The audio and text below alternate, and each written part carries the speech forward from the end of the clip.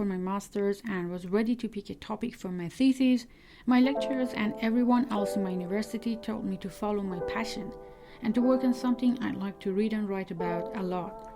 Back then, the world was much simpler than now, and students could afford to follow what was interesting to them and still would have been able to get an academic career if they were diligent enough and had shown proof of scholarly works.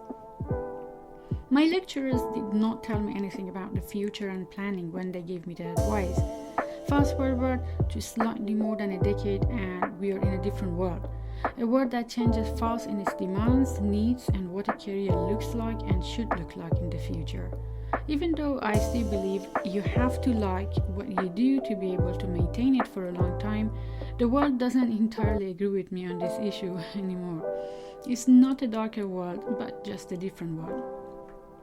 You see, when I was a student, no one told me that my future career and potential income depend heavily on my area of specialty, the topic I choose for my research for many years to come. Even though I was fortunate that I took a path that led to my satisfaction, revealing or withholding a piece of good advice may entirely change the future academic or scientific path of most students. The topic of your research is pretty much what you will be an expert on several years down the line if you are pursuing a full postgraduate path like a PhD, and that in turn paves your way towards a specific area of work to a great extent. So, before you buckle up for your research journey, take this first step seriously. Choose the topic of your research wisely, as it would be difficult, if not impossible, to change it halfway through your studies. If you're one of those who came to this realization halfway through your studies, worry not, as I will discuss some key points on how to orient yourself towards another topic without changing it entirely. Since there are many disciplines and fields of study, I will not go through field-specific suggestions. Instead, I offer you very important points to consider when choosing an area of research for your studies, followed by some key points to consider when finding a topic for publishing your research. Here are the 5 essential points to consider when choosing a topic for your research studies in general. 1. Find an area of research that attracts sufficient and ongoing funding from different sectors. To some of you, this seems obvious. To others who have only followed their passion until now, it may not. Your future area of work to a great extent depends on the availability of funding from different sectors, whether the fund would reach you via your university and other academic institutions to cover the costs of your research, or directly via that external sector you're working for. 2. Look for an area of work that has recently been on the rise. If you choose a topic for your research studies that has been well worked on by previous scholars, you get an advantage by having plenty of literature to review and start from. But this also means that your work may disappear in an ocean of similar works by very big names in your field unless you multiply your effort and spend a substantial amount of time to shine through all those piles of work. You also don't want to be the first one or among the first ones to begin an area of research, as you have less ground to stand on and fewer materials to work with.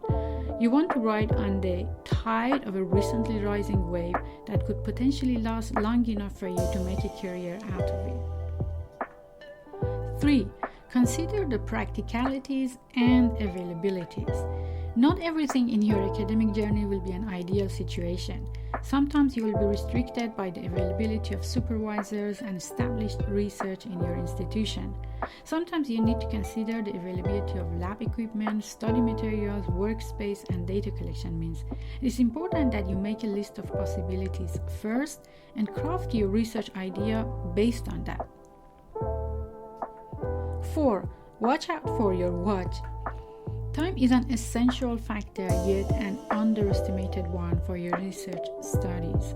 Most research institutions and universities would like the students and researchers to stay as long as possible in order to gain monetary benefits, whether the funding comes from the external bodies or from you as a self-funded student. But the type of research that requires a very long time to give results may also become less important once you get to the publication stage. There is little point in doing cutting-edge research that takes so long to carry out that once you publish it, others could have already published similar works by then, and it's no longer completely novel work.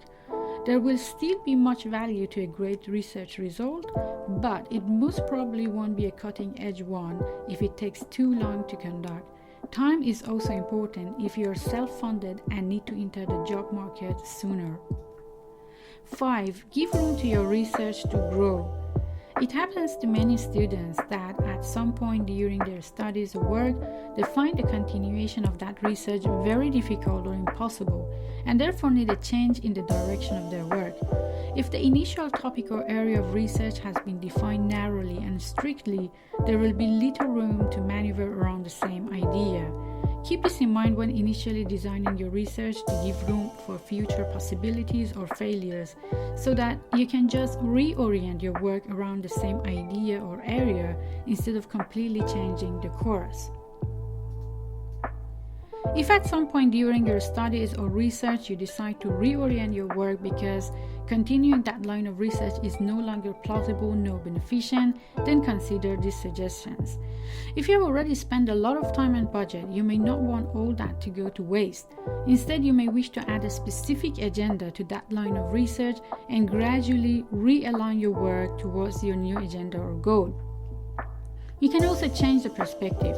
If your initial results are not satisfactory, then change the research design to test-based scenarios, whereby you include multiple different scenarios, and if one fails, for example the one you've been working on so far, then only one scenario failed, not your entire research.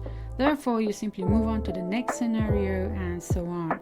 By changing the perspective of your research, you can also orient your work towards a more analytical, for example, database approach, critical approach, or mixed method research.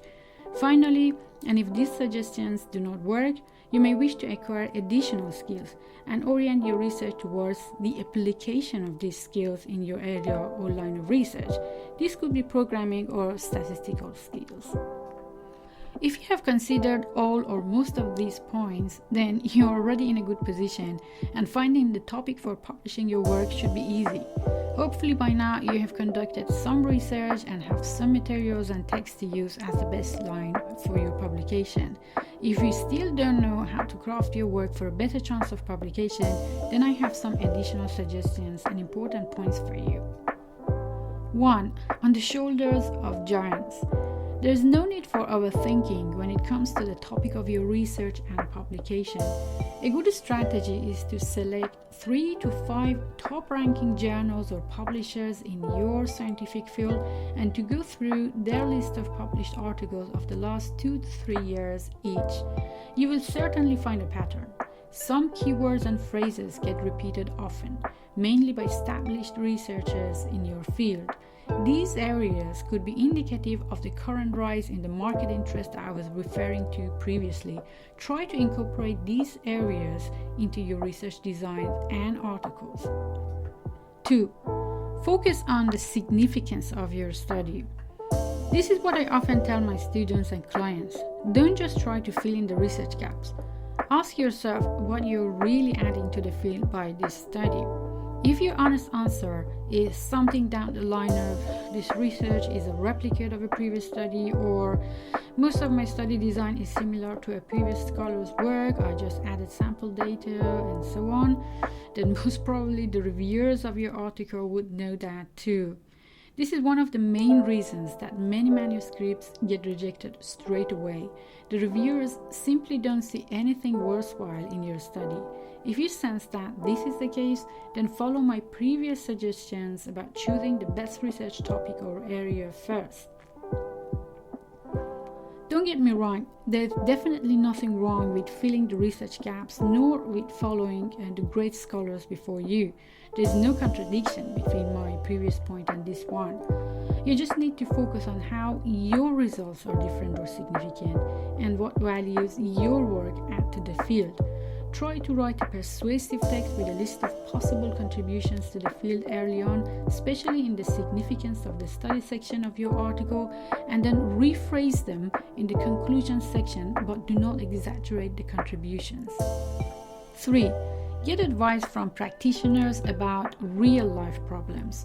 An often underrated and neglected practice in research design is to get out of your comfort zone and find practitioners in your area of research and ask them about the daily problems they encounter in that area of work.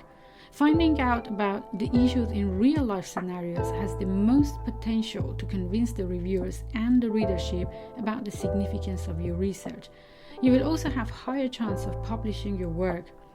If you have found these suggestions useful, keep a summary version of the points in your notes for your future reference, and then head over to the next lecture for more information about the publication process and different publication formats.